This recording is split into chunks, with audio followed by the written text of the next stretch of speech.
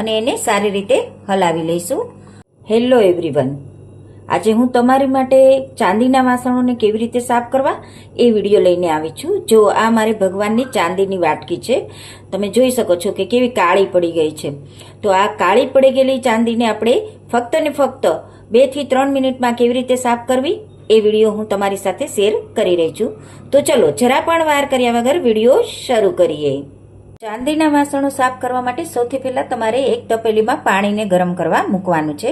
હવે તપેલીની અંદર આપણે 1 નાની ચમચી જેટલું મીઠું એડ કરીશું. સાથે 5 ચમચી જેટલો ખાવાનો સોડા એડ કરીશું અને એને સારી રીતે હલાવી લઈશું.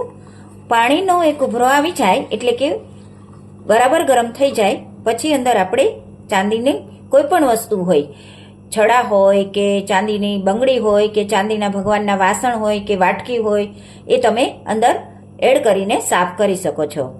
હવે પાણી સરસ ઉકળી ગયું છે. પાણીની અંદર આપણે આ ચાંદીની વાટકીને રાખી દઈશું અને 2 મિનિટ માટે એને ઉકળવા દઈશું. એટલે અંદર જે કાળું મેલ હશે એ બધો પાણીમાં આવી જશે અને ચાંદીની વાટકી એકદમ નવા જેવી થઈ જશે. હવે 2 મિનિટ થઈ ગઈ છે. આપણે જોઈ લઈએ કે વાટકી સરસ રીતે સાફ થઈ ગઈ છે કે નહીં.